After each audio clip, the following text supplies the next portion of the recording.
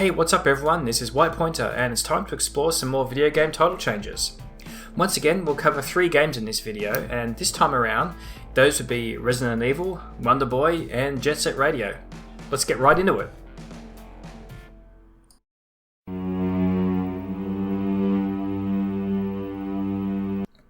Most gamers are no doubt aware by now that Capcom's landmark Resident Evil series is known as Biohazard in Japan.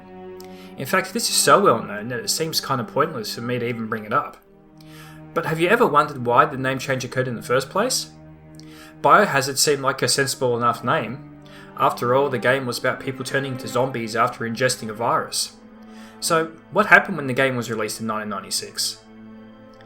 In an interview with Games Radar, Chris Kramer, Senior Director of Communications and Community at Capcom US, provided the answer to this question.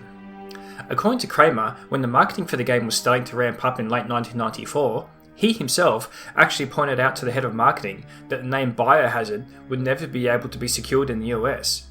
He cited a DOS game called Biohazard as a primary reason, though he was actually probably referring to the game Biomenace that was released by Apogee in 1993 and was known as Biohazard during production. Oh man, you might be thinking, does that mean the name could have been registered after all?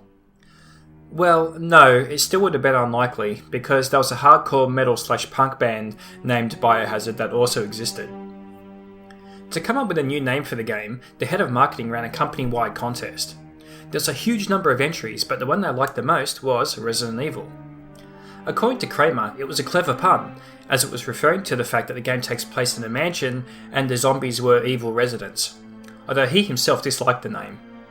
The rest of the marketing crew loved it though, and were successful in getting the approval from Capcom Japan and series creator Shinji Mikami. The person that suggested the name was a designer at Capcom's first US-based development studio, called Capcom Digital Studios. And so, for more than 20 years, Biohazard has been known as Resident Evil in the West. However, in a surprising move, Capcom decided to include both names in the 7th number game in the series when it released in January 2017.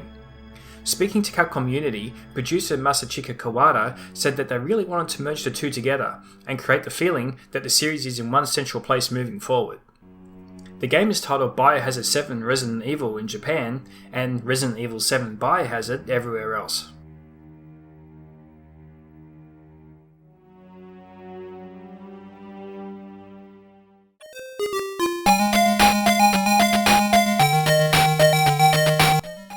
The history behind Wonder Boy is kind of strange because 2 companies had access to the exact same source code and released essentially identical games on competing systems with different art assets, with Sega releasing Wonder Boy and Hudson Soft releasing Adventure Island.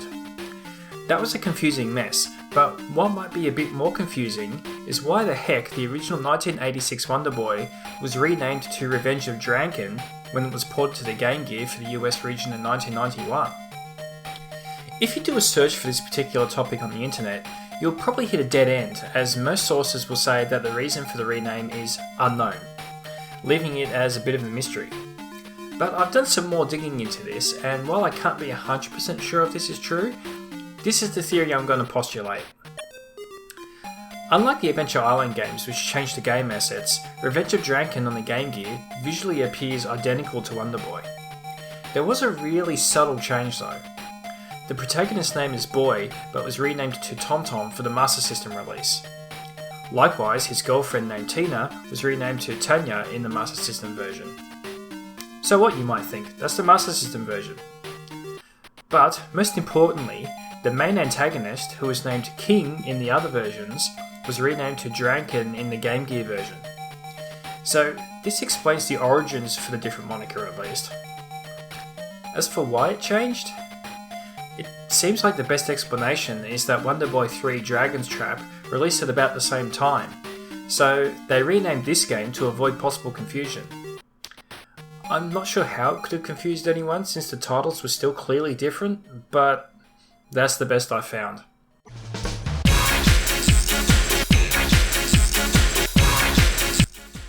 Jet Set Radio is considered one of the best games on the Dreamcast, developed by Sega's internal studio Smilebit. Released in 2000, it was one of the first games to use the cel-shaded art style, several years before Legend of Zelda The Wind Waker famously did it. The game basically saw you take control of rebellious teenagers as they rollerbladed around various urban areas, doing tricks and making nuisances of themselves or spraying graffiti. Naturally, the cops didn't take too kindly to this and came after you with cop cars, attack dogs, helicopters, and tanks. Okay. When the game was first localised to North America though, the title was changed to Jet Grind Radio, and this is another example of a game that was altered only for the North American NTSC version, as the rest of the world got the game as Jet Set Radio. So what was the reason for the title change? This is another one of those cases where it was changed to avoid a trademark dispute. The title was altered to avoid confusion or potential legal issues with the Canadian rock band Jet Set Satellite. It should be noted, however, that even though the box art and title screen were changed, references to Jet Set Radio, a fictional pirate radio station in the game itself, were still maintained, and the phrase is said numerous times by in-game characters. According to Sega Retro, this is because the trademark issues were unforeseen, and the changes were made at the very last moment. Grind was probably chosen as a reference to the various rollerblading tricks you need to do in the game. However, as is the case with many games that had modified titles for this reason, the perceived issues were eventually sorted out, and the game's sequel, Jet Set Radio Future in 2002, and its HD remaster in 2012 would carry the original title in all regions.